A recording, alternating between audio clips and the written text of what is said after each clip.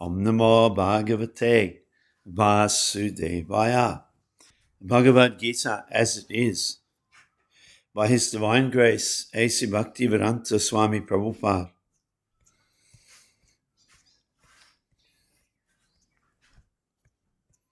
Forward. The Bhagavad-gita is the best known and the most frequently translated of Vedic religious texts. Why it should be so appealing to the Western mind is an interesting question. It has drama, for its setting is the scene of two great armies, banners flying, drawn up opposite one another on the field, poised for battle. It has ambiguity, and the fact that Arjuna and his charioteer Krishna are carrying on their dialogue between the two armies suggests the indecision of Arjuna about the basic question. Should he enter battle against and kill those who are friends and kinsmen? It has mystery, as Krishna demonstrates to Arjuna his cosmic form. It has a properly complicated view of the ways of the religious life and treats the paths of knowledge, works, discipline, and faith and their interrelationships, problems that have bothered adherents of other religions in other times and places. The devotion spoken of is a deliberate means of religious satisfaction, not a mere outpouring of poetic emotion. Next to the Bhagavad Purana, a long work from South India, the Gita is the text most frequently quoted in the philosophical writings of the Gaudiya Vaishnava school, the school represented by Swami Bhaktivedanta as the latest in a long succession of teachers. It can be said that this school of Vaishnavism was founded or revived by Sri Krishna Chaitanya Mahaprabhu in Bengal, and that it is currently the strongest single religious force in the eastern part of the Indian subcontinent. The Gaudiya Vaishnava school, for whom Krishna is himself the supreme God and not merely an incarnation of another deity, sees bhakti as an immediate and powerful religious force consisting of love between man and God. Its discipline consists of devoting all one's actions to the deity, and one listens to the stories of Krishna from the sacred texts. One chants Krishna's name, washes, bathes, and dresses the murti of Krishna, feeds him, and takes the remnants of the food offered to him, thus absorbing his grace. One does these things and many more until one has been changed. The devotee has become transformed into one close to Krishna and sees the Lord face to face. Swami Bhaktivedanta comments upon the Gita from this point of view, and that is legitimate. More than that, in this translation, the Western reader has the unique opportunity of seeing how a Krishna devotee interprets his own texts. It is a Vedic exegetical tradition, justly famous in action. This book is then a welcome addition from many points of view. It can serve as a valuable textbook for the college student. It allows us to listen to a skilled interpreter explicating a text which has profound religious meaning. It gives us insights into the original and highly convincing ideas of the Gaudiya Vaishnava school. In providing the Sanskrit in both Devanagari and transliteration, it offers the Sanskrit specialist the opportunity to reinterpret or debate particular Sanskrit meanings, although I think there will be little disagreement about the quality of the Swami's Sanskrit scholarship. And finally, for the non-specialist, there is readable English and a devotional attitude which cannot help but move the sensitive reader. And there are the paintings which, incredibly as it may seem to those familiar with contemporary Indian religious art, were done by American devotees. The scholar, the student of Gaudiya Vaishnavism, and the increasing number of Western readers interested in classical Vedic thought have been done a service by Swami Bhaktivedanta by bringing us a new and living interpretation of a text already known to many. He has increased our understanding manyfold, and arguments for understanding in these days of estrangement need not be made. Professor Edward C. Dimmick, Jr., Department of South Asian Languages and Civilization, University of Chicago. Preface. Originally, I wrote Bhagavad-gita as it is in the form in which it is presented now. When this book was first published, The original manuscript was unfortunately cut short to less than 400 pages, without illustrations and without explanations for most of the original verses of the Srimad Bhagavad-gita. In all of my other books, Srimad Bhagavatam, Upanishad, etc., the system is that I give the original verse, its English transliteration, word for word Sanskrit English equivalents, translations and purports. This makes the book very authentic and scholarly and makes the meaning self-evident. I was not very happy, therefore, when I had to minimize my original manuscript.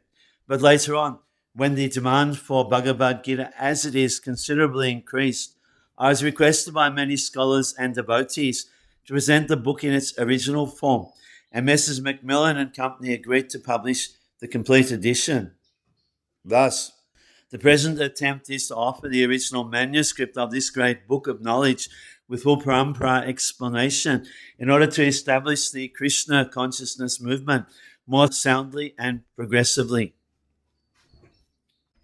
Our Krishna consciousness movement is genuine, historically authorized, natural and transcendental due to its being based on Bhagavad-gita as it is.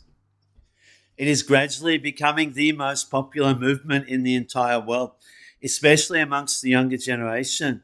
It is becoming more and more interesting to the older generation also. Older gentlemen are becoming interested, so much so that the fathers and grandfathers of my disciples are encouraging us by becoming life members of our great society, the International Society for Krishna Consciousness.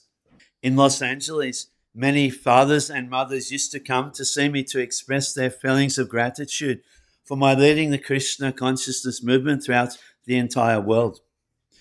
Some of them said that it is greatly fortunate for the Americans that I have started the Krishna consciousness movement in America. But actually, the original father of this movement is Lord Krishna himself, since it was started a very long time ago, but is coming down to human society by disciplic succession. If I have any credit in this connection, it does not belong to me personally, but is due to my eternal spiritual master, His Divine Grace Om Vishnupad Paramahamsa Parivrajacharya 1083 Srimad Bhaktivedanta Saraswati Goswami Maharaj Prabhupada. If personally I have any credit in this matter, it is only that I have tried to present Bhagavad-gita as it is, without adulteration. Before my presentation of Bhagavad-gita as it is, almost all the English editions of Bhagavad-gita were introduced to fulfill someone's personal ambition. But our attempt in presenting Bhagavad-gita as it is to present the mission of the Supreme Personality of Godhead, Krishna. Our business is to present the will of Krishna, not that of any mundane speculator like the politician, philosopher, or scientist, for they have very little knowledge of Krishna, despite all their other knowledge. When Krishna says, Manmana bhava madbhakto majajimam namaskuru, etc., we, unlike the so-called scholars, do not say that Krishna and his inner spirit are different. Krishna is absolute, and there is no difference between Krishna's name, Krishna's form, Krishna's quality, Krishna's pastimes, etc. This absolute position of Krishna is difficult to understand for any person who is not a devotee of Krishna in the parampara disciplic succession system. Generally, the so-called scholars, politicians, philosophers, and swamis, without perfect knowledge of Krishna, try to banish or kill Krishna when writing commentary on Bhagavad-gita. Such an authorized commentary upon Bhagavad-gita is known as Mayavadi Bhasya, and Lord Chaitanya has warned us about these unauthorized men. Lord Chaitanya clearly says that anyone who tries to understand Bhagavad-gita from the Mayavadi point of view will commit a great blunder. The result of such a blunder will be that the misguided student of Bhagavad-gita will certainly be bewildered on the path of spiritual guidance and will not be able to go back home, back to Godhead. Our only purpose is to present this Bhagavad-gita as it is, in order to guide the conditioned student to the same purpose for which Krishna descends to this planet once in a day of Brahma, or every 8,600,000,000 years. This purpose is stated in Bhagavad-gita, and we have to accept it as it is. Otherwise, there is no point in trying to understand the Bhagavad-gita and its speaker, Lord Krishna. Lord Krishna first spoke Bhagavad-gita to the sun god some hundreds of millions of years ago. We have to accept this fact and thus understand the historical significance of Bhagavad-gita without misinterpretation on the authority of Krishna. To interpret Bhagavad-gita without any reference to the will of Krishna is the greatest offense. In order to save oneself from this offense, one has to understand the Lord as the Supreme Personality of Godhead, as he was directly understood by Arjuna, Lord Krishna's first disciple.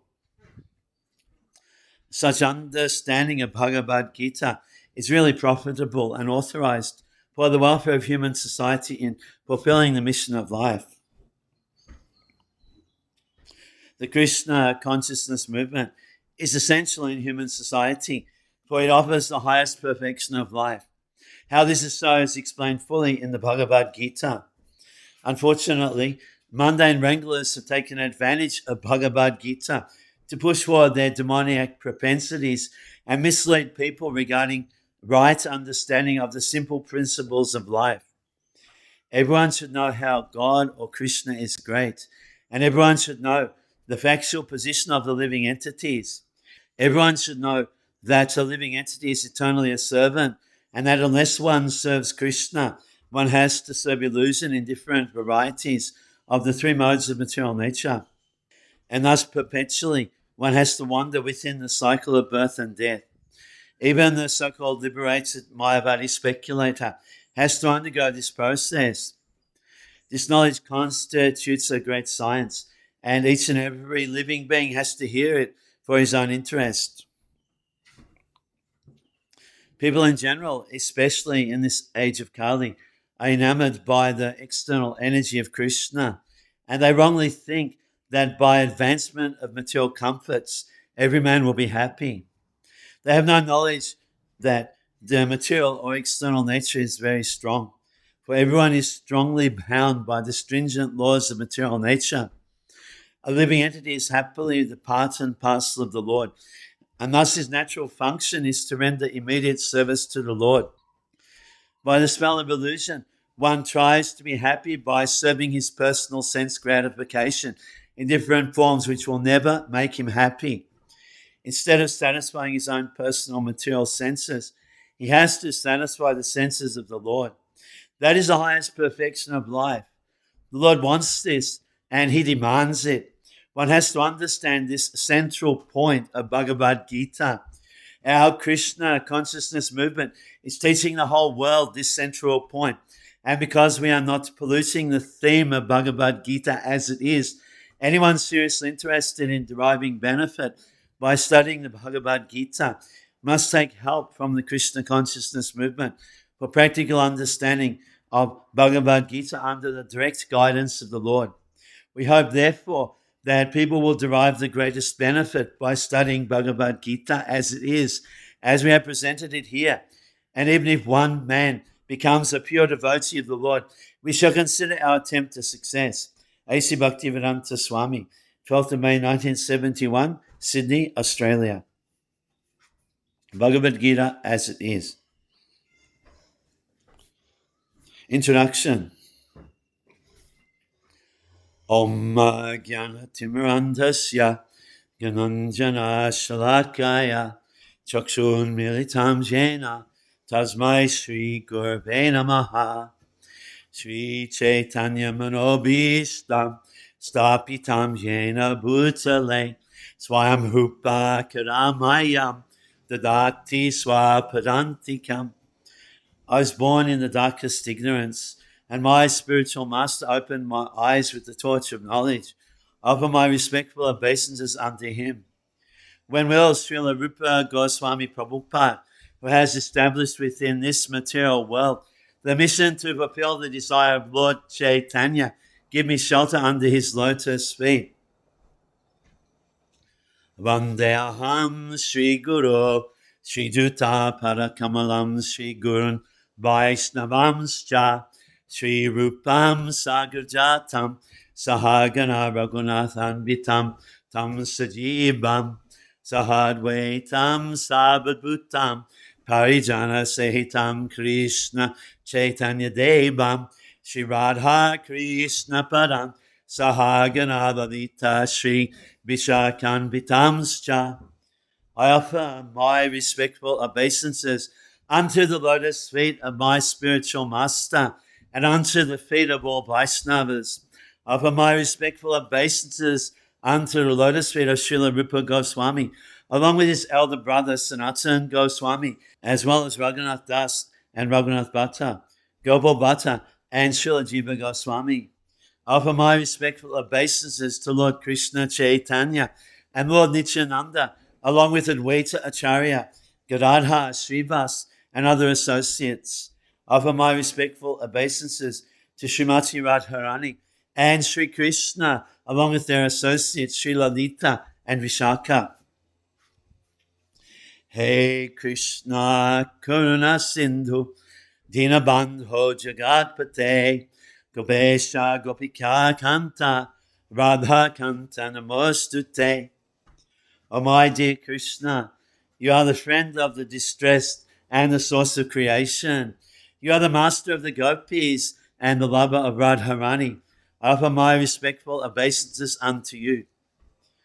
Tapta Kanshana Gorange Radhe Vrindavanishwari Vrishabhanu Sate Devi Pranamami Hari Priye.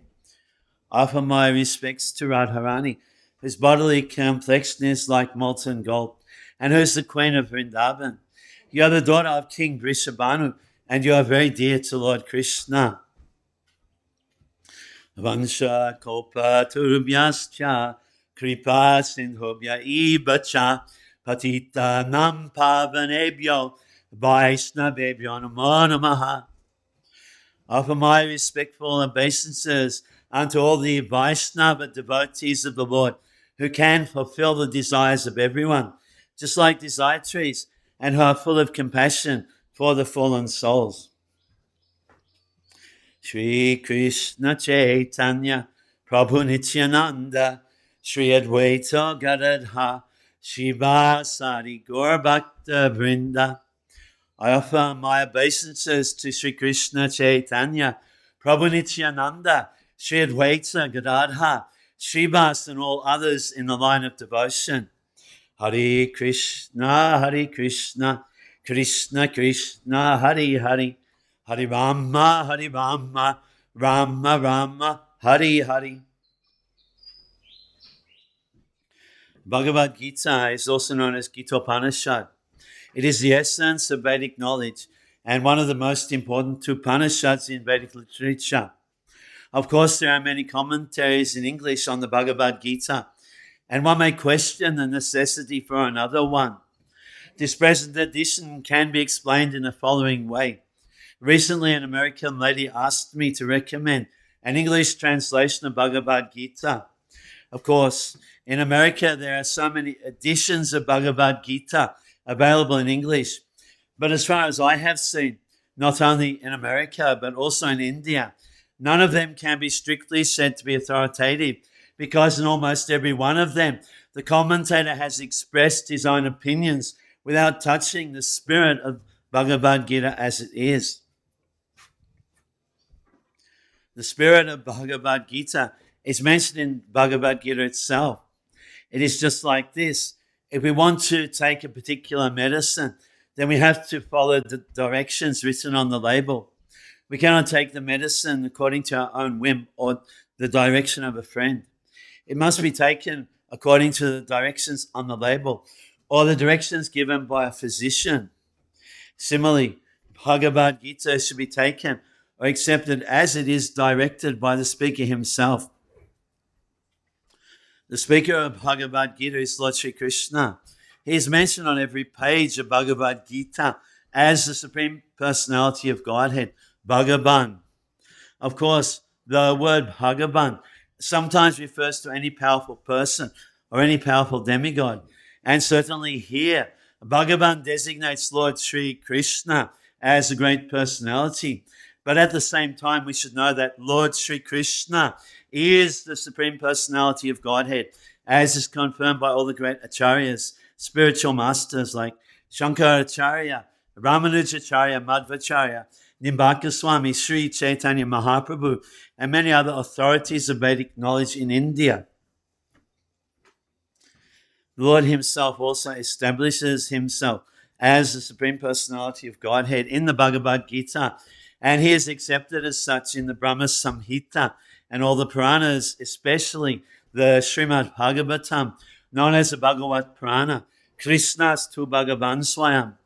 Therefore, we should take Bhagavad-gita as it is directed by the personality of Godhead himself.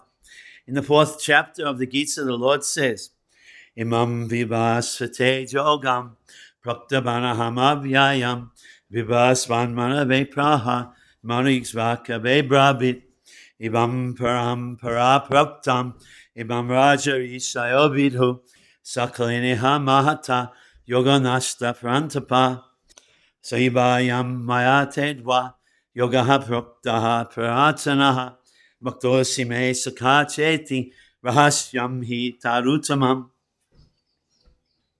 Here, the Lord informs Arjuna that this system of yoga, the Bhagavad-gita, was first spoken to the sun god, and the sun god explained it to Manu, and Manu explained it to Ikshvaku. And in that way, by disciplic succession, one speaker after another, this yoga system has been coming down. But in the course of time, it has become lost. Consequently, the Lord has to speak it again, this time to Arjuna on the battlefield of Kurukshetra. He tells Arjuna that he is relating this supreme secret to him because he is his devotee and his friend. The purport of this is that Bhagavad-gita is a treatise which is especially meant for the devotee of the Lord.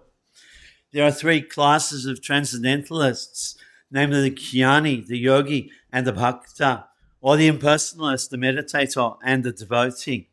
Here, the Lord clearly tells Arjuna that he is making him the first receiver of a new parampara, disciplic succession, because the old succession was broken. It was the Lord's wish, therefore, to establish another parampara in the same line of thought that was coming down from the sun god to others.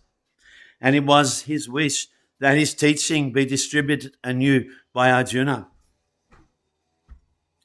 He wanted Arjuna to become the authority in understanding the Bhagavad-gita. So we see that Bhagavad-gita is instructed to Arjuna especially because Arjuna was a devotee of the Lord, a direct student of Krishna and his intimate friend. Therefore, Bhagavad-gita is best understood by a person who has qualities similar to Arjuna's. That is to say, he must be a devotee in a direct relationship with the Lord. As soon as one becomes a devotee of the Lord, he also has a direct relationship with the Lord. That is a very elaborate subject matter, but briefly it can be stated that a devotee is in a relationship with the Supreme Lord in one of 5 different ways. One may be a devotee in a passive state. One may be a devotee in an active state. One may be a devotee as a friend. One may be a devotee as a parent. And one may be a devotee as a conjugal lover. Arjuna was in a relationship with the Lord as friend. Of course, there is a gulf of difference between this friendship and the friendship found in the material world. This is transcendental friendship, which cannot be had by everyone. Of course, everyone has a particular relationship with the Lord, and that relationship is evoked by the perfection of devotional service.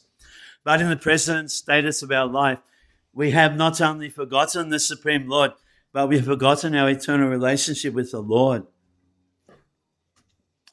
Every living being out of many, many billions and trillions of living beings has a particular relationship with the Lord eternally. That is called Swarup. By the process of devotional service, one can revive that Swarup. And that stage is called Swarup Siddhi, perfection of one's constitutional position. So Arjuna was a devotee and he was in touch with the Supreme Lord in friendship. How Arjuna accepted this Bhagavad-gita should be noted. His manner of acceptance is given in the 10th chapter. Arjuna uvacha param brahma param dhamma pavitram paramam bhavan purusham shashvatam divyam adidevam ajam vibhum ahus tvam rishaya sabbe devarishinarastata asito devalyovyasa swayam chaiva bhavishime Savamitadritam manye yanmambadasi keshava nahite bhagavan vyaktim vidodeva nadhana baha. Arjuna said, you are the Supreme Brahman, the ultimate, the supreme abode and purifier, the absolute truth and the eternal divine person. You are the primal God, transcendental and original, and you are the unborn and all-pervading beauty. All the great sages like Narad, Asita, Devala and Vyasa proclaim this of you. And now you yourself are declaring it to me. O Krishna, I totally accept as truth all that you have told me. Neither the gods nor demons, O Lord, know thy personality. After hearing Bhagavad-gita from the Supreme Personality of Godhead, Arjuna accepted Krishna as Param Brahma, the Supreme Brahman. Every living being is Brahman, but the Supreme Living Being, or the Supreme Personality of Godhead, is the Supreme Brahman. Param Dhamma means that he is the supreme rest or abode of everything. Pavitram means that he is pure, untainted by material contamination. Purusham means that he is the supreme enjoyer. Divyam, transcendental. Adidevam, the supreme personality of Godhead. Ajam, the unborn. And Vibhum, the greatest, the all-pervading. Now one may think that because Krishna was the friend of Arjuna, Arjuna was telling him all this by way of flattery. But Arjuna, just to drive out this kind of doubt from the minds of the readers of Bhagavad-gita, substantiates these praises in the next verse when he says that Krishna is accepted as the Supreme Personality of Godhead, not only by himself, but by authorities like the sage Narad, Asita, Devala, Vyasadeva, and so on. These are great personalities who distribute the Vedic knowledge as it is accepted by all acharyas. Therefore, Arjuna tells Krishna that he accepts whatever he says to be completely perfect. Sarvamitadritam manye. I accept everything you say to be true. Arjuna also says that the personality of the Lord is very difficult to understand and that he cannot be known even by the great demigods. This means that the Lord cannot even be known by personalities greater than human beings. So how can a human being understand Sri Krishna without becoming his devotee? Therefore, Bhagavad-gita should be taken up in a spirit of devotion. One should not think that he is equal to Krishna, nor should he think that Krishna is an ordinary personality or even a very great personality. Lord Sri Krishna is the Supreme Personality of Godhead, at least theoretically, according to the statements of Bhagavad-gita or the statements of Arjuna, the person who is trying to understand the Bhagavad-gita.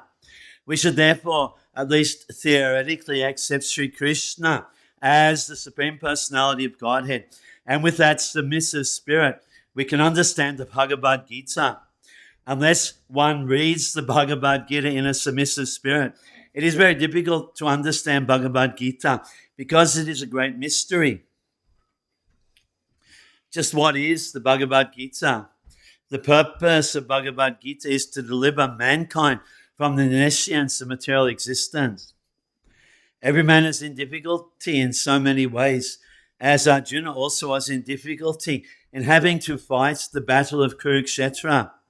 Arjuna surrendered unto Sri Krishna, and consequently, this Bhagavad-gita was spoken. Not only Arjuna, but every one of us is full of anxieties because of this material existence. Our very existence is in the atmosphere of non-existence. Actually, we are not meant to be threatened by non-existence. Our existence is eternal, but somehow or other we are put into asat. Asat refers to that which does not exist. Out of so many human beings who are suffering, there are a few who are actually inquiring about their position as to what they are, why they are put into this awkward position, and so on.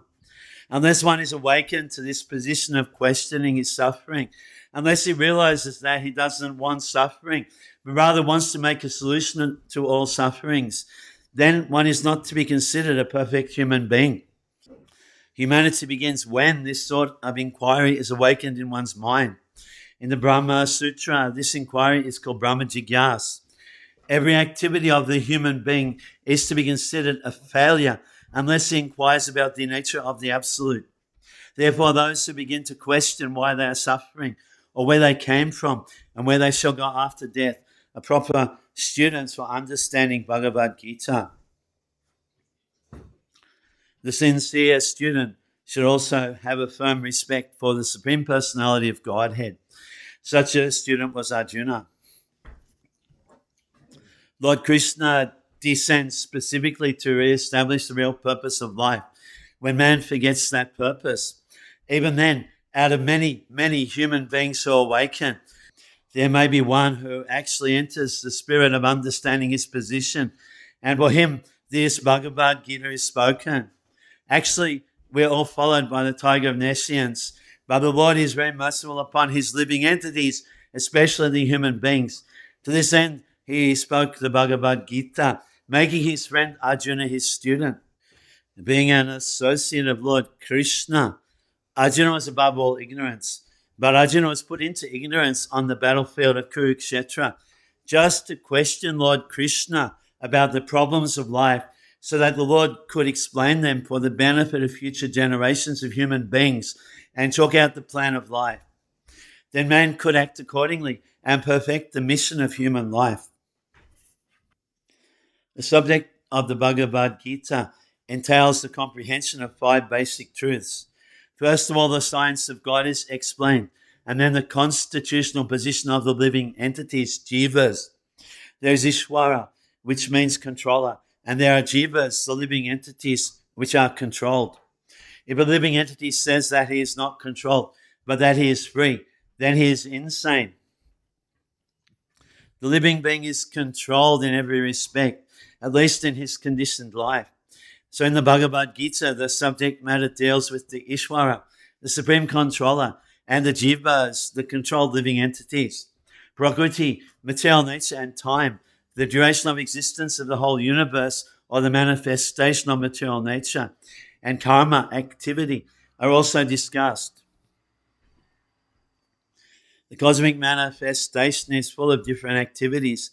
All living entities are engaged in different activities.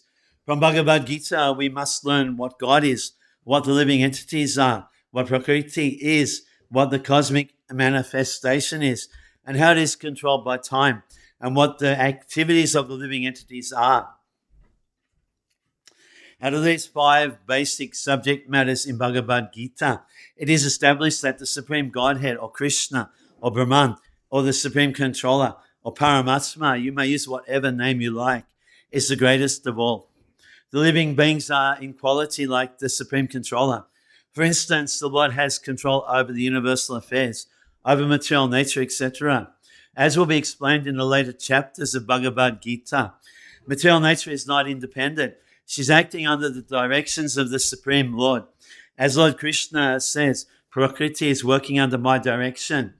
When we see wonderful things happening in the cosmic nature, we should know that behind this cosmic manifestation, there is a controller. Nothing could be manifested without being controlled. It is childish not to consider the controller. For instance, a child may think that an automobile is quite wonderful to be able to run without a horse or other animal pulling it. But a sane man knows the nature of the automobile's engineering arrangement. He always knows that behind the machinery there is a man, a driver. Similarly, the Supreme Lord is a driver under whose direction everything is working. Now the jivas, or the living entities, have been accepted by the Lord, as we will note in the later chapters, as his parts and parcels.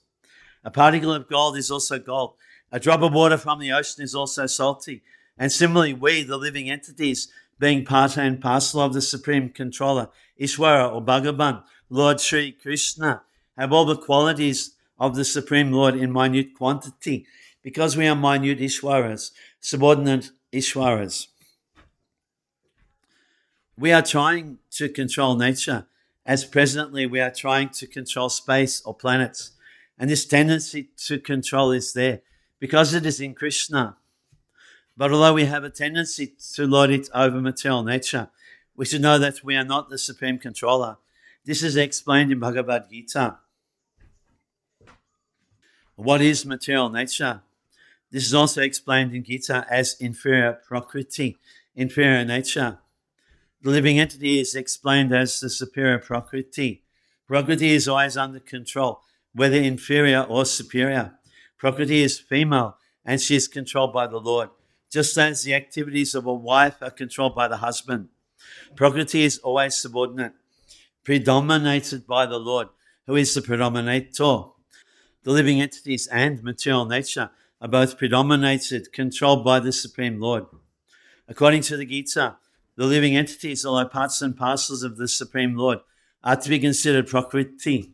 This is clearly mentioned in the 7th chapter, 5th verse of Bhagavad-gita. Aprayamitas tuanyam. This prakriti is by lower nature.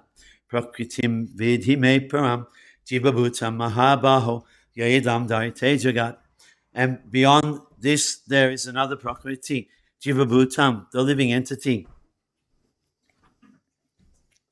Prakriti itself is constituted by three qualities: the mode of goodness, the mode of passion, and the mode of ignorance. Above these modes, there is eternal time. And by a combination of these modes of nature and under the control and purview of eternal time, there are activities which are called karma. These activities are being carried out from time immemorial, and we are suffering or enjoying the fruits of our activities.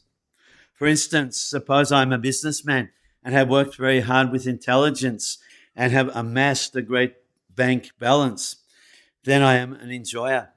But then say I have lost all my money in business, then I'm a sufferer. Similarly, in every field of life, we enjoy the results of our work, or we suffer the results. This is called karma. Ishwara, the Supreme Lord, Jiva, the living entity, Prakriti, nature, eternal time, and karma, activity, are all explained in the Bhagavad-gita. Out of these five, the Lord, the living entities, material nature, and time are eternal. The manifestation of Prakriti may be temporary, but it is not false. Some philosophers say that the manifestation of material nature is false, but according to the philosophy of Bhagavad-gita, or according to the philosophy of the Vaishnavas, this is not so. The manifestation of the world is not accepted as false. It is accepted as real, but temporary. It is likened unto a cloud which moves across the sky, or the coming of the rainy season which nourishes grains.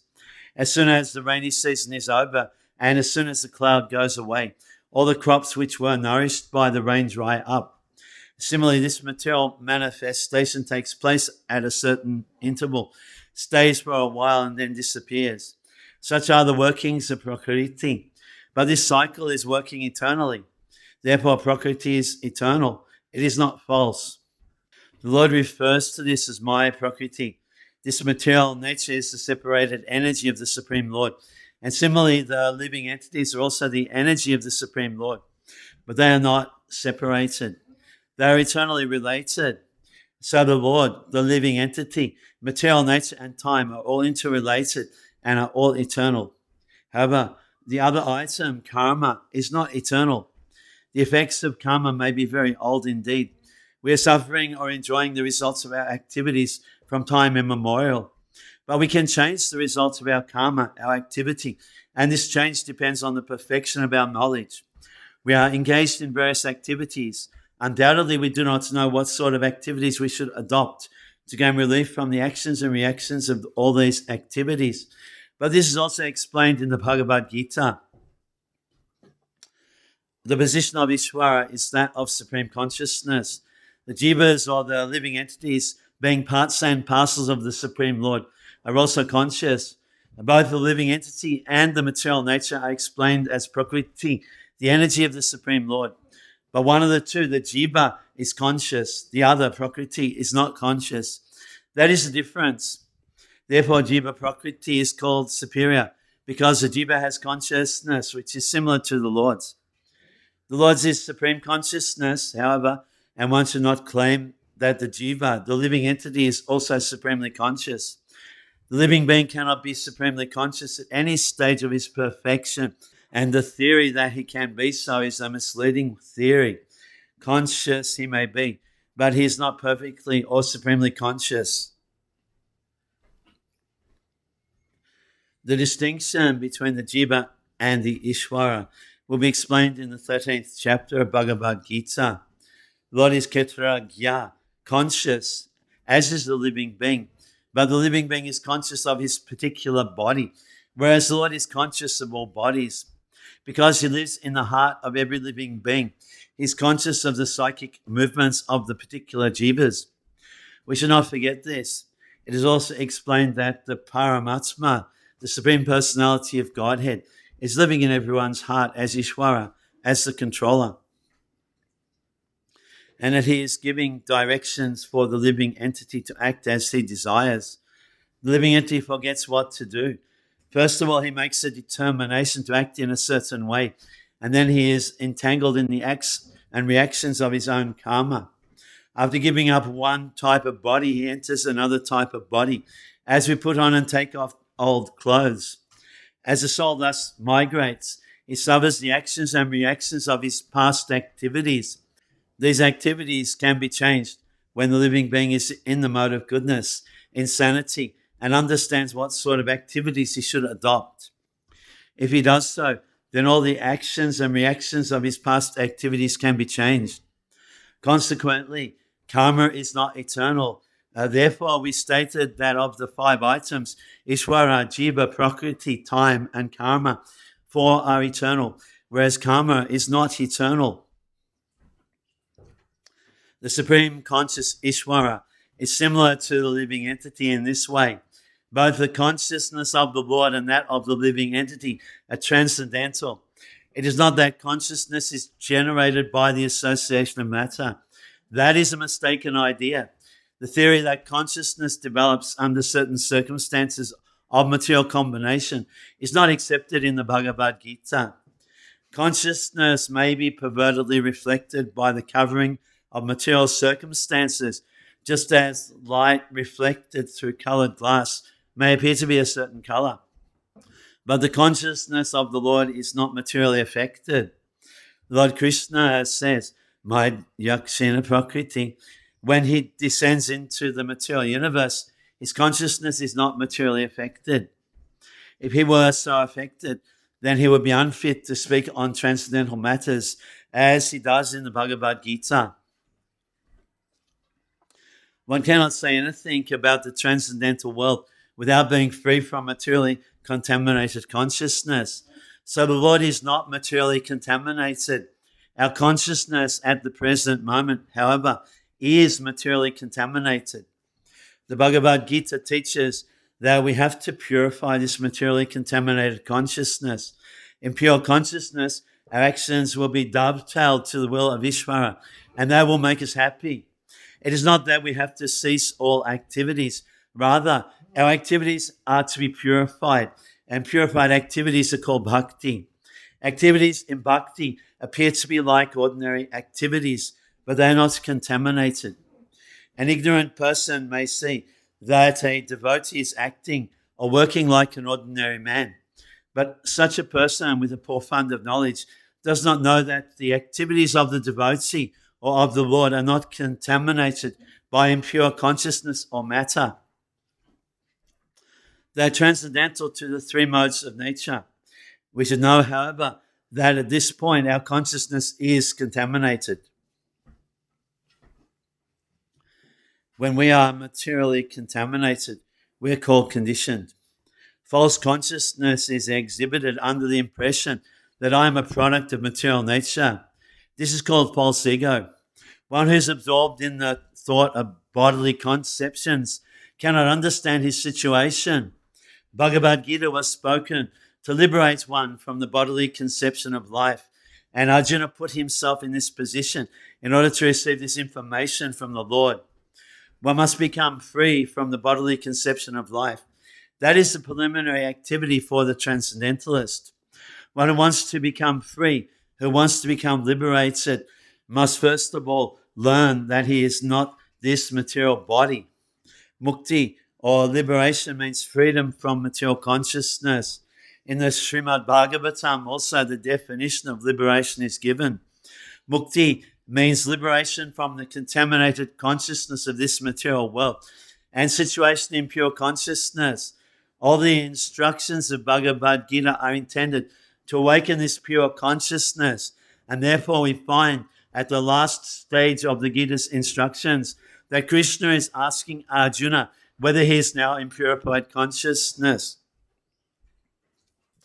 Purified consciousness means acting in accordance with the instructions of the Lord.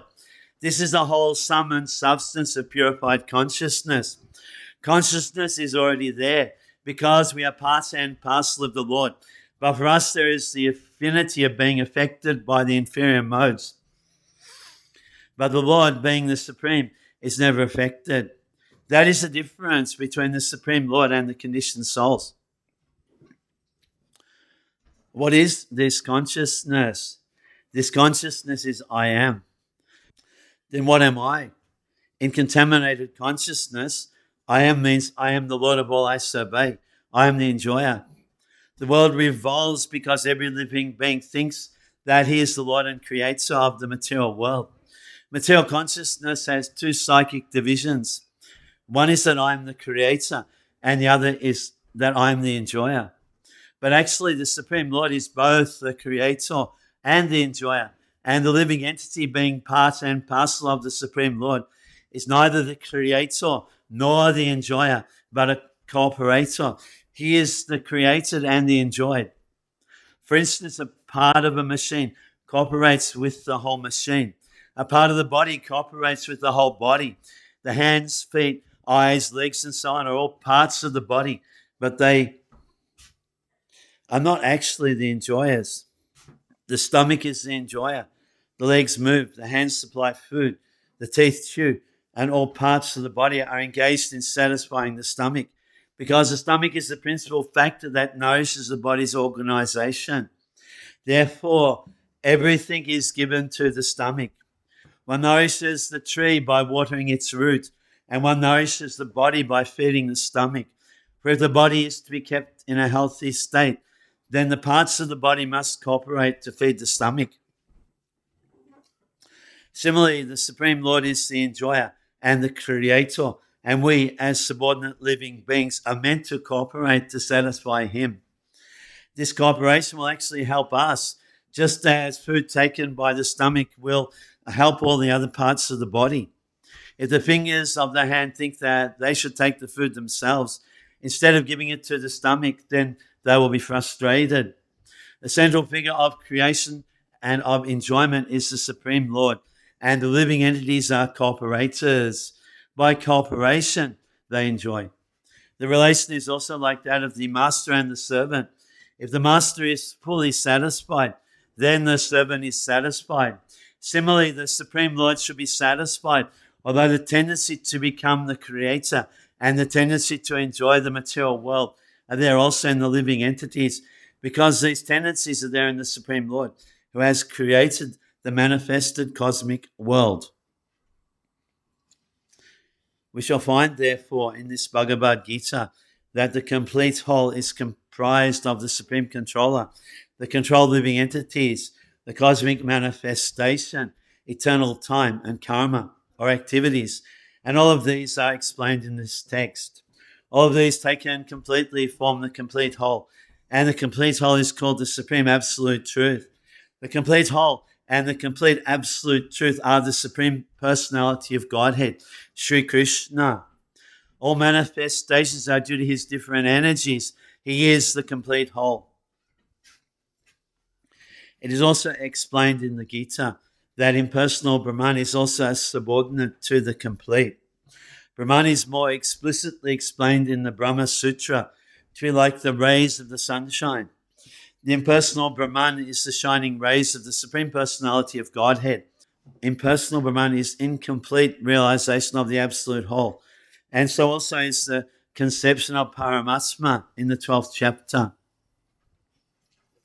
There it shall be seen that the Supreme Personality of Godhead, Purushottama, is above both impersonal Brahman and this partial realization of Paramatma. The Supreme Personality of Godhead is called Satchit Ananda Vigraha. The Brahma Samhita begins in this way: Ishvaraha Paramaha Krishna Satchit Ananda Vigraha Anadi Govindaha Sabhakarana Karanam. Krishna is the cause of all causes. He is the primal cause, and he is the very form of eternal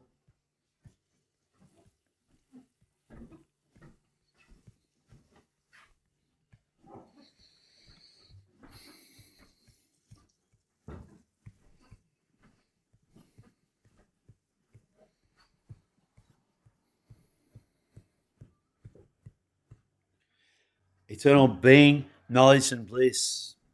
Impersonal Brahman realization is the realization of his Sat, being, feature.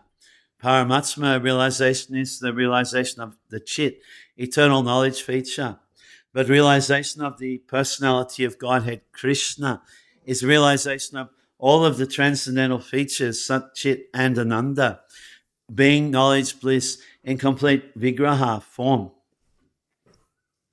People with less intelligence consider the Supreme Truth to be impersonal, but he is a transcendental person, and this is confirmed in all Vedic literatures.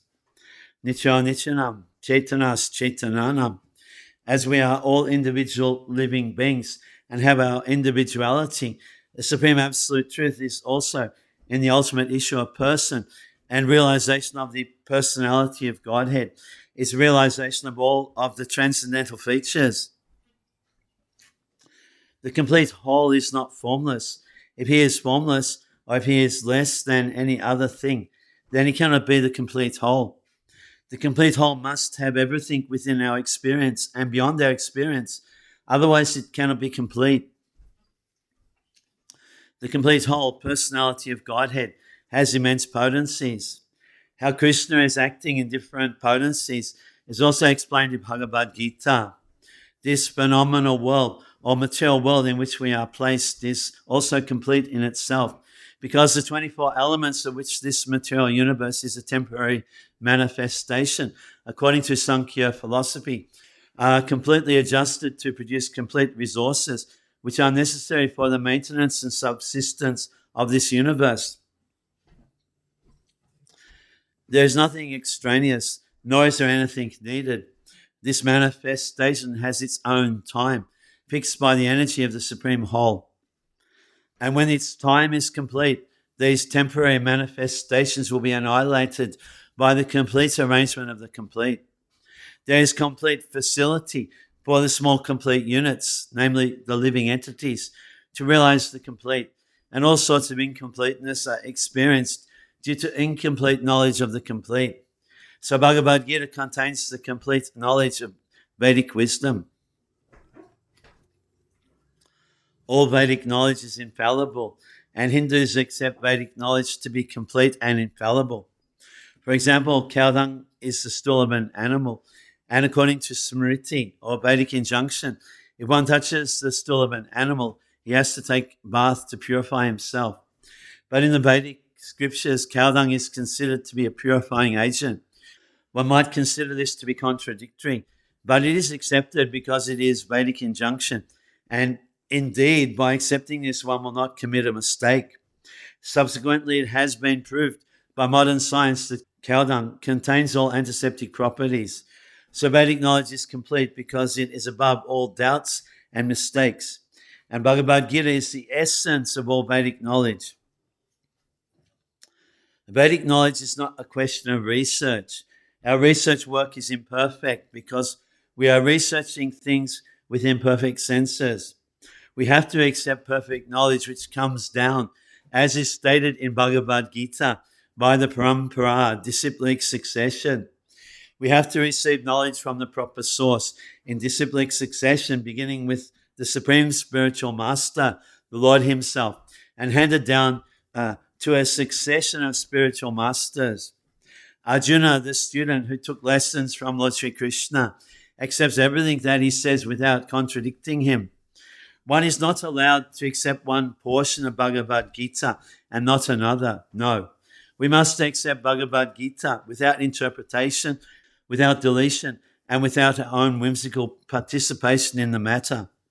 The Gita should be taken as the most perfect presentation of Vedic knowledge. Vedic knowledge is received from transcendental sources, and the first words were spoken by the Lord himself. The words spoken by the Lord are different from words spoken by a person of the mundane world who is infected with 4 defects. A mundaner is sure to commit mistakes, is invariably illusion, has the tendency to cheat others, and is limited by imperfect senses. With these 4 imperfections, one cannot deliver perfect information of all-pervading knowledge. Vedic knowledge is not imparted by such defective living entities. It was imparted unto the heart of Brahma, the first created living being, and Brahma in his turn disseminated this knowledge to his sons and disciples, as he originally received it from the Lord. The Lord is Purnam, all perfect, and there is no possibility of his becoming subjected to the laws of material nature.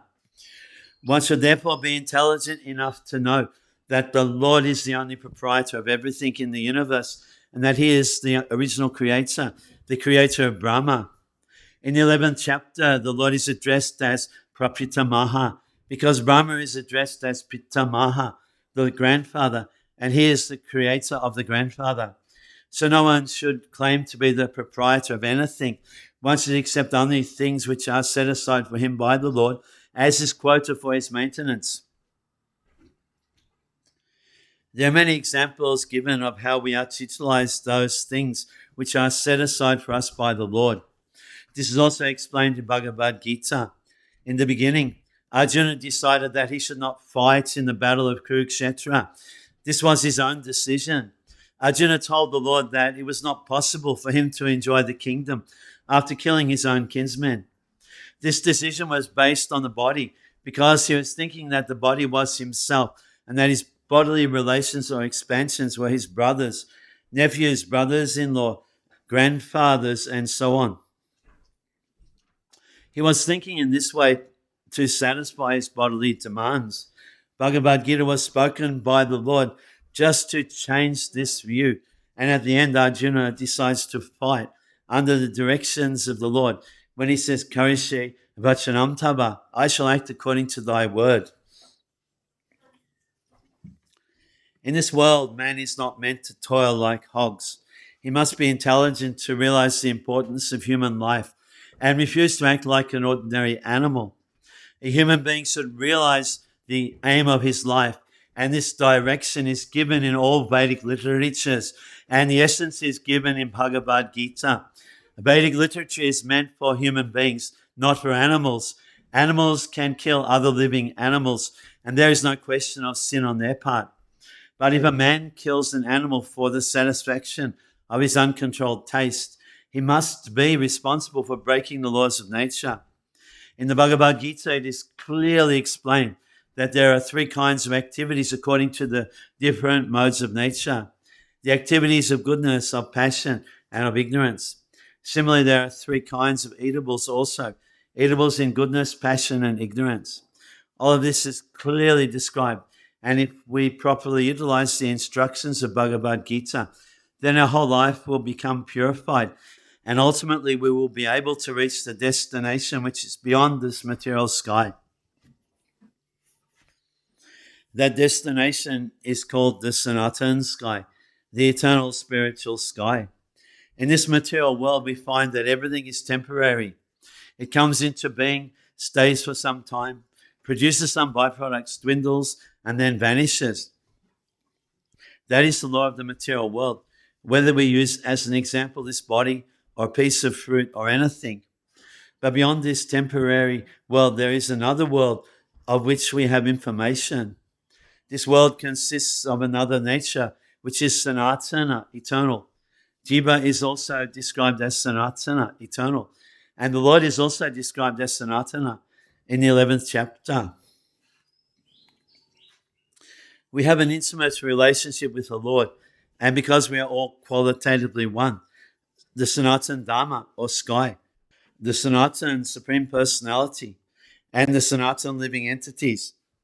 The whole purpose of Bhagavad-gita is to revive our Sanatana occupation or Sanatana Dharma, which is the eternal occupation of the living entity. We are temporarily engaged in different activities, but all of these activities can be purified when we give up all these temporary activities and take up our activities which are prescribed by the Supreme Lord. That is called our pure life. The Supreme Lord and his transcendental abode are both Sanatana, as are the living entities, and the combined association of the Supreme Lord and the living entities in the Sanatana abode is the perfection of human life. The Lord is very kind to the living entities because they are his sons. Lord Krishna declares in Bhagavad-gita, Sabhajonishu aham bija pradapita, I am the father of all.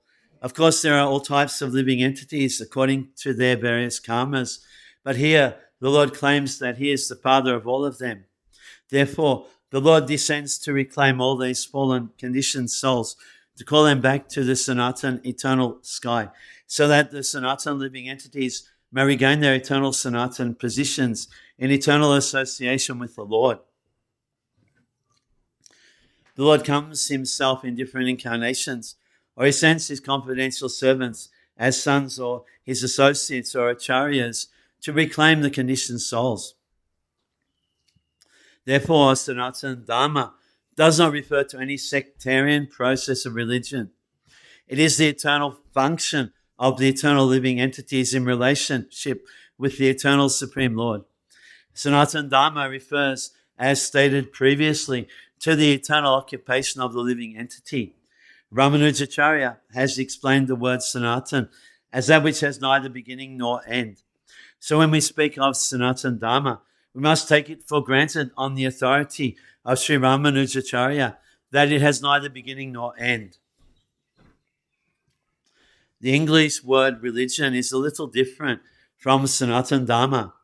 Religion conveys the idea of faith, and faith may change. One may have faith in a particular process, and he may change this faith and adopt another. But Sanatana Dharma refers to that activity which cannot be changed. For instance, liquidity cannot be taken from water, nor can heat be taken from fire. Similarly, the eternal function of the eternal living entity cannot be taken from the living entity. Sanatana Dharma is eternally integral with the living entity. When we speak of Sanatana Dharma, therefore, we must take it for granted on the authority of Sri Ramanujacharya that it has neither beginning nor end. That which has neither end nor beginning must not be sectarian, for it cannot be limited by any boundaries. If those belonging to some sectarian faith will wrongly consider that Sanatana Dharma is also sectarian. But if we go deeply into the matter and consider it in the light of modern science, it is possible for us to see that Sanatana Dharma is the business of all the people of the world, nay, of all the living entities of the universe. Non-Sanatana religious faith may have some beginning in the annals of human history, but there is no beginning to the history of Sanatana Dharma because it remains eternally with the living entities. Insofar as the living entities are concerned, the authoritative Shastras state that the living entity has neither birth nor death. In the Gita, it is stated that the living entity is never born and he never dies. He is eternal and indestructible, and he continues to live after the destruction of his temporary material body. In reference to the concept of Sanatana Dharma, we must try to understand the concept of religion from the Sanskrit root meaning of the word. Dharma refers to that which is constantly existing with a particular object. We conclude that there is heat and light along with the fire. Without heat and light, there is no meaning to the word fire. Similarly, we must discover the essential part of the living being, that part which is his constant companion. That constant companion is his eternal quality, and that eternal quality is his eternal religion. When Sanatana Goswami asked Sri Chaitanya Mahaprabhu about the Swarup of every living being, The Lord replied that the Swarup, or the constitutional position of the living being, is the rendering of service to the Supreme Personality of Godhead. If we analyze this statement of Lord Chaitanya, we can easily see that every living being is constantly engaged in rendering service to another living being. A living being serves other living beings in two capacities. By doing so, the living entity enjoys life. The lower animals serve human beings as servants serve their master. A serves B master, B serves C master, and C serves D master, and so on. Under these circumstances, we can see that one friend serves another friend. The mother serves the son. The wife serves the husband serves the wife, and so on. If we go on searching in this spirit, it will be seen that there is no exception in the society of living beings to the activity of service. The politician presents his manifesto for the public to convince them of his capacity for service.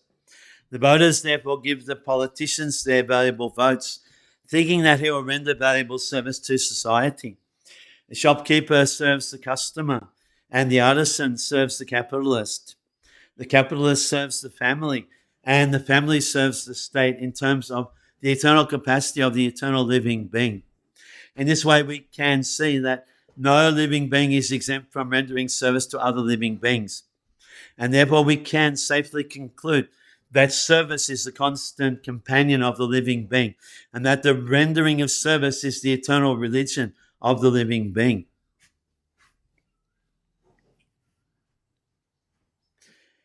Yet man professes to belong to a particular type of faith with reference to a particular time and circumstance, and thus claims to be a Hindu, Muslim, Christian, Buddhist, or any other sect. Such designations are non-Sanatana Dharma. A Hindu may change his faith to become a Muslim, or a Muslim may change his faith to become a Hindu, or a Christian may change his faith, and so on. But in all circumstances, the change of religious faith does not affect the eternal occupation of rendering service to others. The Hindu, Muslim, or Christian in all circumstances is a servant of someone. Thus, to profess a particular type of sect is not to profess one's Sanatana Dharma. The rendering of service is Sanatana Dharma. Factually, we are related to the Supreme Lord in service. The Supreme Lord is the Supreme Enjoyer, and we living entities are his servitors. We are created for his enjoyment, and if we participate in that eternal enjoyment with the Supreme Personality of Godhead, we become happy. We cannot become happy otherwise. It is not possible to be happy independently, just as no one part of the body can be happy without cooperating with the stomach. It is not possible for the living entity to be happy without rendering transcendental loving service unto the Supreme Lord. In the Bhagavad-gita, worship of different demigods or rendering service to them is not approved. It is stated in the 7th chapter, 20th verse, Kamaste hitagyana prapajantenya devataha tam niyamamastaya prakrityanyataha swaya. Those whose minds are distorted by material desires surrender unto demigods and follow their particular rules and regulations of worship according to their own natures.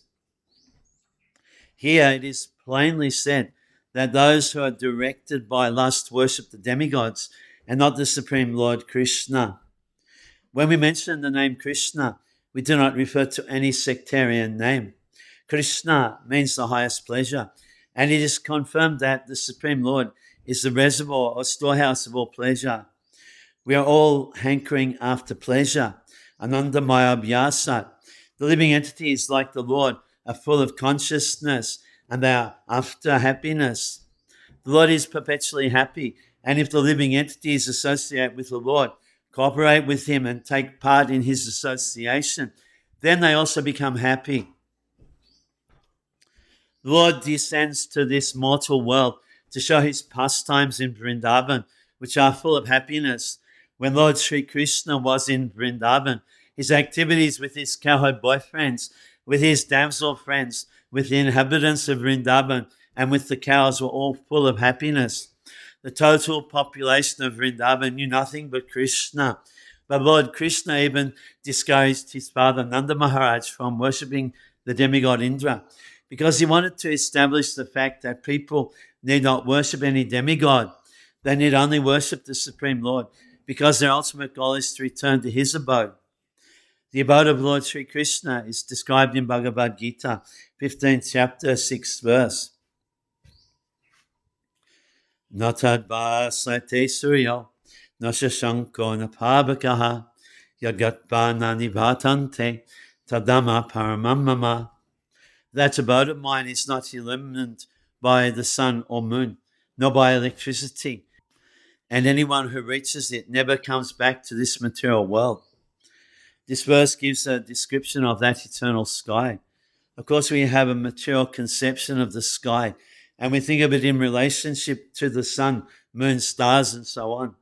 But in this verse, the Lord states that in the eternal sky there is no need for the sun, nor for the moon, nor fire of any kind, because the spiritual sky is already illuminated by the Brahmajyoti, the rays emanating from the Supreme Lord. We are trying with difficulty to reach other planets, but it is not difficult to understand the abode of the Supreme Lord. This abode is referred to as Goloka. In the Brahma Samhita, it is beautifully described. Goloki Banivasatya Kilatma Bhuta. The Lord resides eternally in his abode, Goloka, yet he can be approached from this world. And to this end, the Lord comes to manifest his real form, Satchit Ananda Vigraha. When he manifests this form, there is no need for our imagining what he looks like.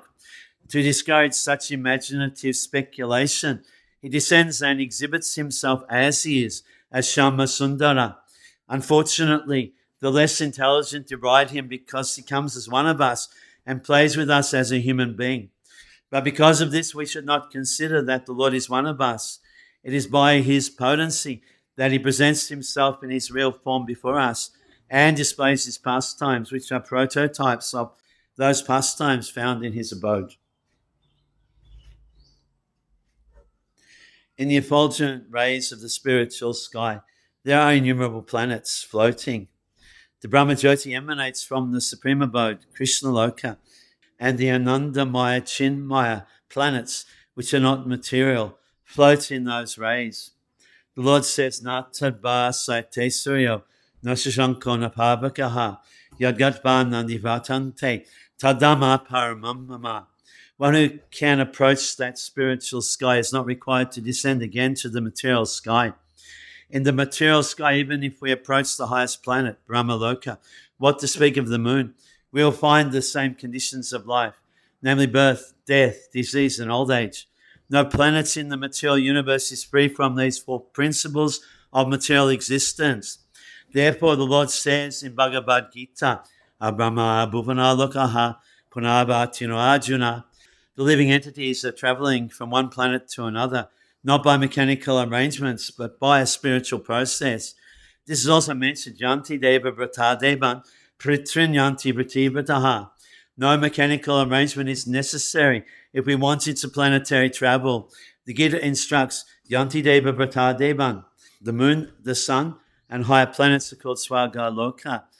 There are three different statuses of planets: higher, middle, and lower planetary systems. The Earth belongs to the middle planetary system. Bhagavad-gita informs us how to travel to the higher planetary systems, Devaloka, with a very simple formula, Yanti Deva Vrata Devan.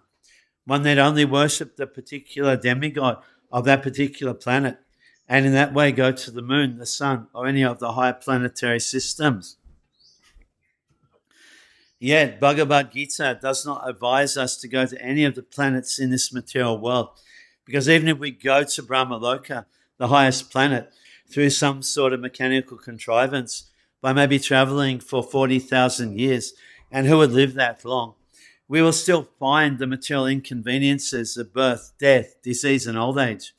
But one who wants to approach the supreme planet, Krishna Loka, or any of the other planets within the spiritual sky, will not meet with these material inconveniences.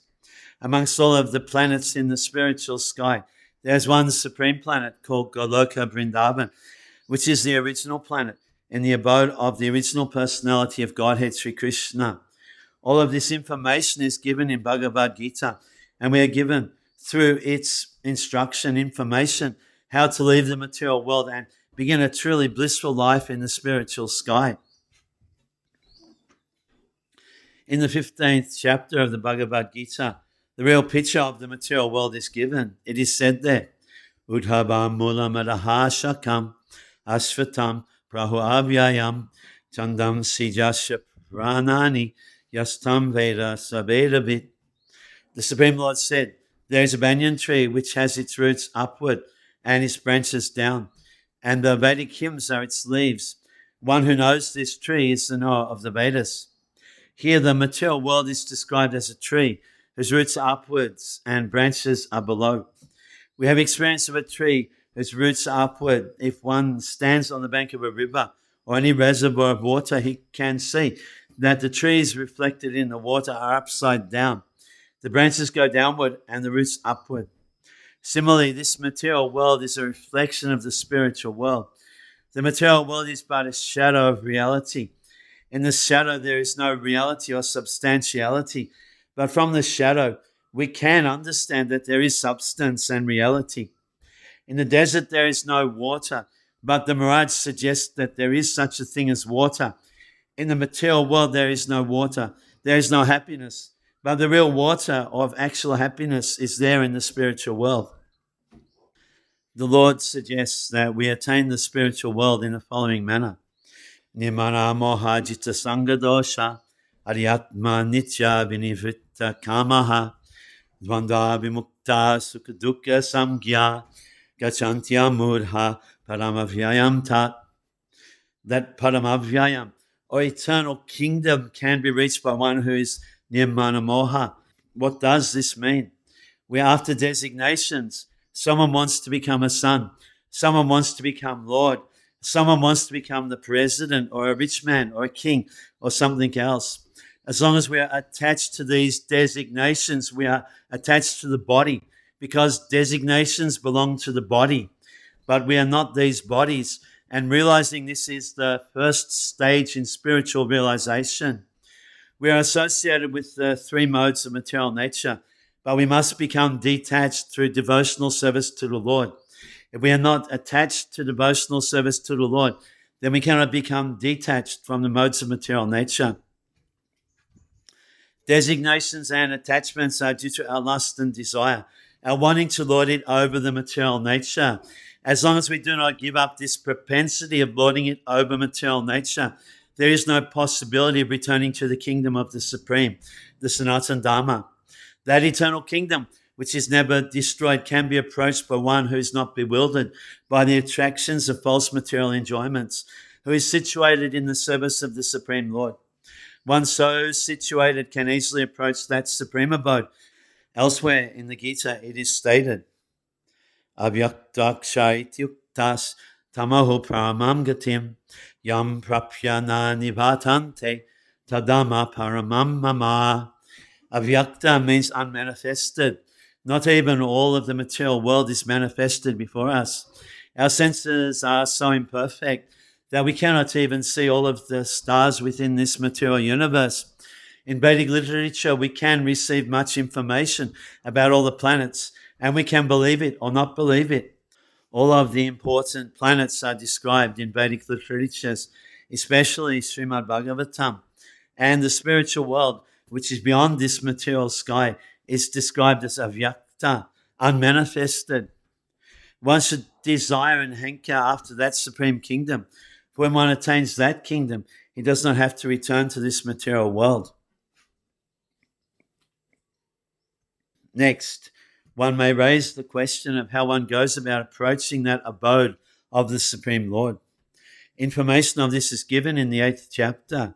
It is said there, Anta kale tamamiba smaran mukva kalebaram yaprayati samadbhavam yatinastyatra samshaya.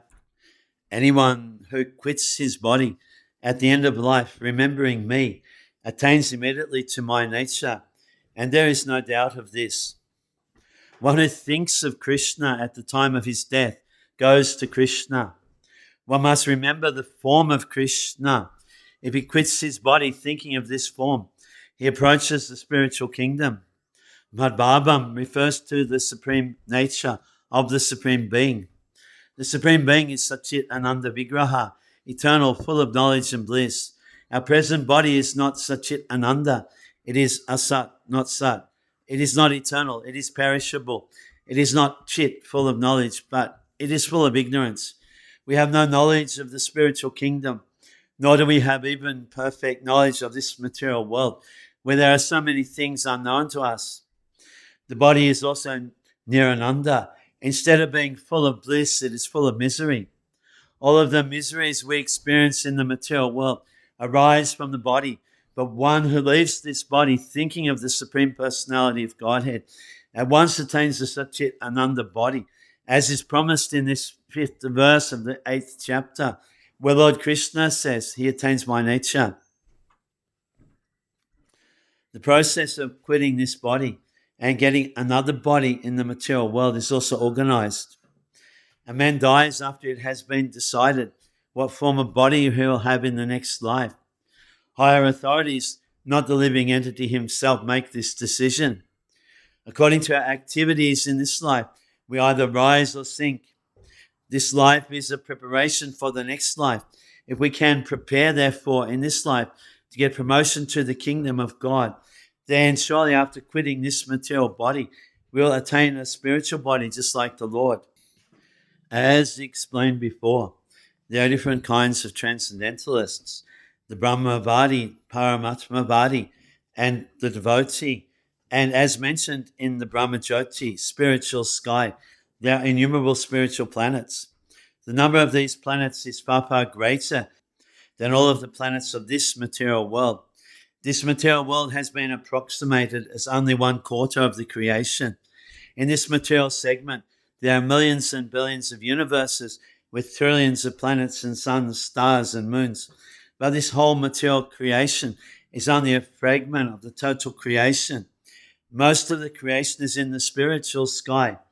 One who desires to merge into the existence of the Supreme Brahman is at once transferred to the Brahmajyoti of the Supreme Lord and thus attains the spiritual sky. The devotee who wants to enjoy the association of the Lord enters into the Vaikuntha planets, which are innumerable, and the Supreme Lord, by his plenary expansions as Narayan with 4 hands and with different names like Pradyumna, Aniruddha, Govinda, etc., associates with him there. Therefore, at the end of life, the transcendentalists either think of the Brahma Jyoti, the Paramatma, or the Supreme Personality of Godhead, Sri Krishna. In all cases, they enter into the spiritual sky, but only the devotee, or he who is in personal touch with the Supreme Lord, enters into the Vaikuntha planets. The Lord further adds that of this there is no doubt. This must be believed firmly. We should not reject that which does not tally with our imagination. Our attitude should be that of Arjuna. I believe everything that you have said. Therefore, when the Lord says that at the time of death, whoever thinks of him as Brahman or Paramatma, or as the personality of Godhead, certainly enters into the spiritual sky. There's no doubt about it. There's no question of disbelieving it. The information on how to think of the Supreme Being at the time of death is also given in the Gita. Yam yam vapi smaram bhabam chodatyante kalebaram tam tamivaiti kuntiya sadatad bhava bhavitaha. In whatever condition one quits his present body, in his next life he will attain to that state of being without fail. Material nature is a display of one of the energies of the Supreme Lord. In the Vishnu Purana, the total energies of the Supreme Lord as Vishnu, Shakti, Praprakta, etc. are delineated. The Supreme Lord has diverse and innumerable energies which are beyond our conception. However, great learned sages or liberated souls have studied these energies and have analyzed them into 3 parts. All of the energies are of Vishnu Shakti. That is to say, they are different potencies of Lord Vishnu. That energy is para, transcendental. Living entities also belong to the superior energy, as has already been explained. The other energies or material energies are in the mode of ignorance. At the time of death, we can either remain in the inferior energy of this material world, or we can transfer to the energy of the spiritual world. In life, we are accustomed to thinking either of the material or the spiritual energy. There are so many literatures which fill our thoughts with the material energy, newspapers, novels, etc. Our thinking, which is now absorbed in these literatures, must be transferred to the Vedic literatures. The great sages, therefore, have written so many Vedic literatures, such as the Puranas, etc. The Puranas are not imaginative, they are historical records. In the Chaitanya Charitamrita, there is the following verse: Maya Mukta Jiva Nahi Swata Krishna Gyan, Jivara Kripaya Kaila Krishna Veda Puran. The forgetful living entities or conditioned souls have forgotten their relationship with the Supreme Lord, and they are engrossed in thinking of material activities. Just to transfer their thinking power to the spiritual sky, Krishna has given a great number of Vedic literatures. First, he divided the Vedas into 4. Then he explained them in the Puranas, and for less capable people, he wrote the Mahabharata. In the Mahabharata, there is given the Bhagavad-gita. Then all Vedic literature is summarized in the Vedanta Sutra, and for future guidance, he gave a natural commentation on the Vedanta Sutra called Srimad Bhagavatam. We must always engage our minds in reading these Vedic literatures, just as materialists engage their minds in reading newspapers, magazines, and so many materialistic literatures. We must transfer our reading to these literatures which are given to us by Vyasadeva. In that way, it will be possible for us to remember the Supreme Lord at the time of death. That is the only way suggested by the Lord, and he guarantees the result. There is no doubt. Tasmat sabeshu kaleshu mamanusmara judhayacha mayapitamano buddhi mamivaishyasya shamshaya. Therefore, Arjuna, you should always think of me, and at the same time you should continue your prescribed duty and fight, with your mind and activities always fixed on me, and everything engaged in me. You will attain to me without any doubt. He does not advise Arjuna to simply remember him and give up his occupation. No, the Lord never suggests anything impractical. In this material world, in order to maintain the body, one has to work. Human society is divided according to work into 4 divisions of social orders: Brahmana, Kshatriya, Vaishya, Sudra. The Brahmana class or intelligent class is working in one way. The Kshatriya or administrative class is working in another way. And the mercantile class and laborers are all tending to their specific duties. In the human society, whether one is a laborer, merchant, warrior, administrator, or farmer, or even if one belongs to the highest class and is a literary man, a scientist, or a theologian, he has to work in order to maintain his existence. The Lord therefore tells Arjuna that he need not give up his occupation, but while he is engaged in his occupation, he should remember Krishna. If he doesn't practice remembering Krishna while he's struggling for existence, then it will not be possible for him to remember Krishna at the time of death. Lord Chaitanya also advises this. He says that one should practice remembering the Lord by chanting the names of the Lord always. The names of the Lord and the Lord are non-different. So Lord Krishna's instruction to Arjuna to remember me, and Lord Chaitanya's injunction to always chant the names of Lord Krishna are the same instruction. There is no difference because Krishna and Krishna's name are non-different. In the absolute status, there is no difference between reference and referent. Therefore, we have to practice remembering the Lord always, 24 hours a day, by chanting his names and molding our lives' activities in such a way that we can remember him always. How is this possible? The Acharyas give the following example. If a married woman is attached to another man, or if a man has an attachment for a woman other than his wife, then the attachment is to be considered very strong. One with such an attachment is always thinking of the loved one.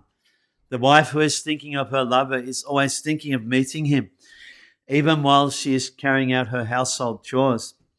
In fact, she carries out her household work even more carefully, so her husband will not suspect her attachment. Similarly, we should always remember the Supreme Lover, Sri Krishna, and at the same time perform our material duties very nicely. A strong sense of love is required here. If we have a strong sense of love for the Supreme Lord, then we can discharge our duty and at the same time remember him. But we have to develop that sense of love. Arjuna, for instance, was always thinking of Krishna.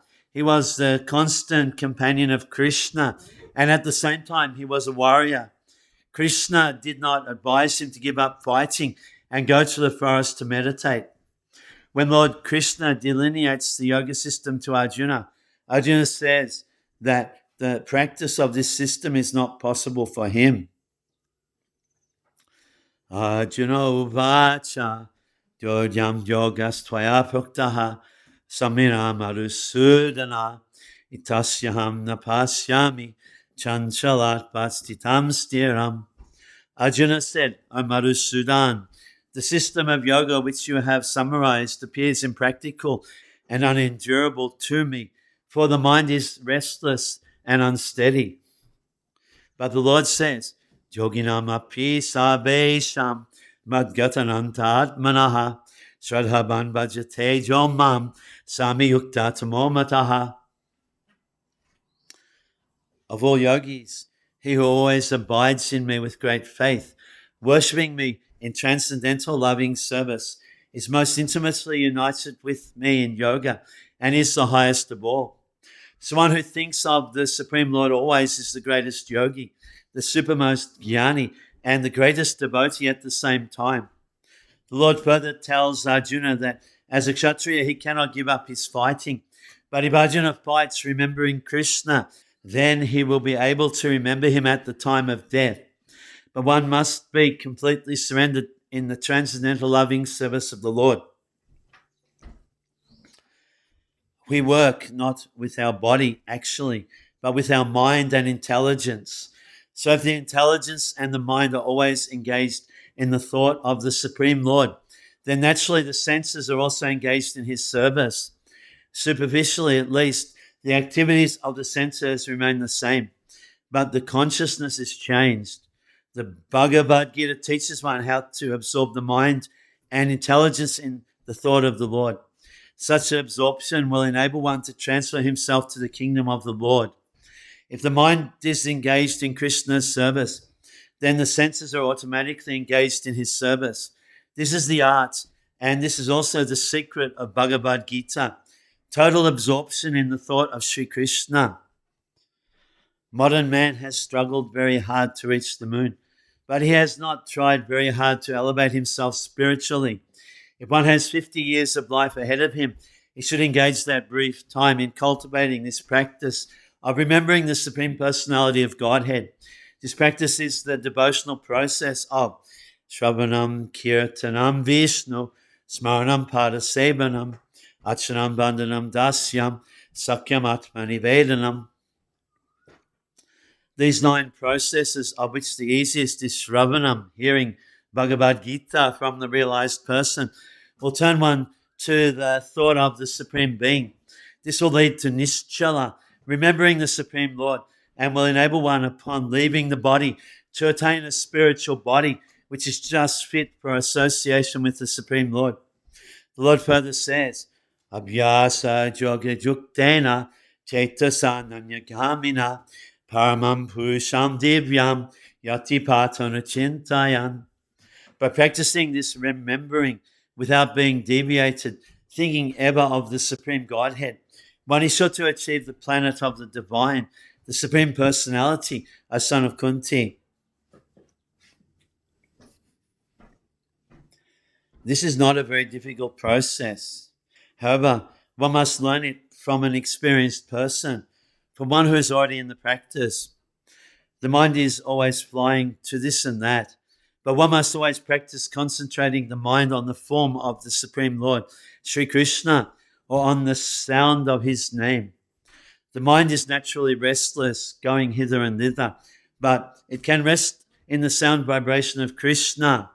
One must thus meditate on Paramam Purusham, the Supreme Person, and thus attain Him.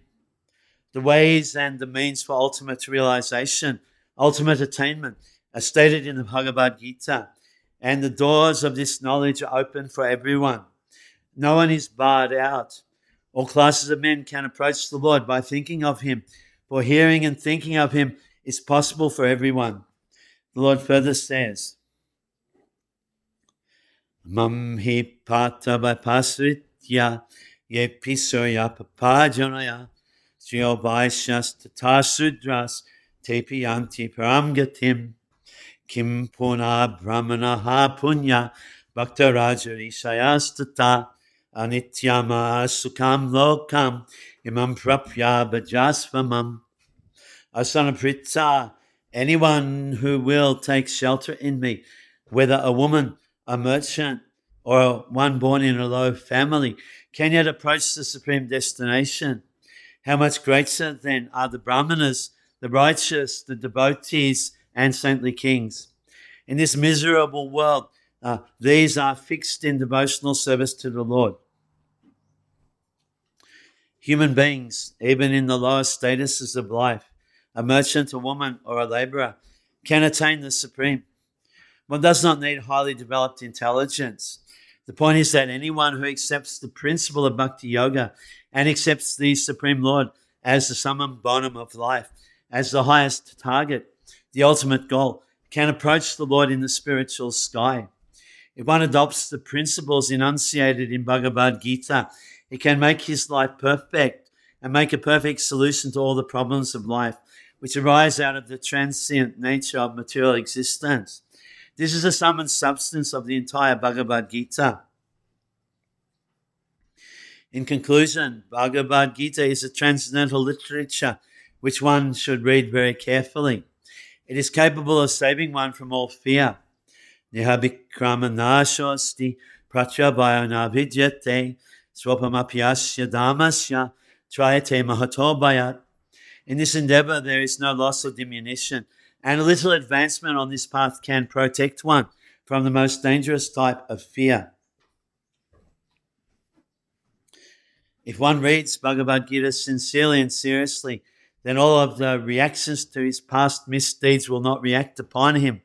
In the last portion of Bhagavad-gita, Lord Sri Krishna proclaims, Sabba Dhamman Parityajya Mamikam Sharanam Praja Aham Tvam Sabba Papayo Mukshayishyami Masuchaha. Give up all varieties of religiousness and just surrender unto me, and in return I shall protect you from all sinful reactions. Therefore you have nothing to fear. Thus the Lord takes all responsibility for one who surrenders unto Him, and He indemnifies all the reactions of sin. One cleanses himself daily by taking a bath in water. The one who takes his bath only once in the sacred Ganges water of the Bhagavad-gita cleanses away all the dirt of material life. Because Bhagavad-gita is spoken by the Supreme Personality of Godhead, one need not read any other Vedic literature. One need only attentively and regularly hear and read Bhagavad-gita. In the present age, mankind is so absorbed with mundane activities that it is not possible to read all of the Vedic literatures. But this is not necessary. This one book, Bhagavad-gita, will suffice because it is the essence of all Vedic literatures and because it is spoken by the Supreme Personality of Godhead.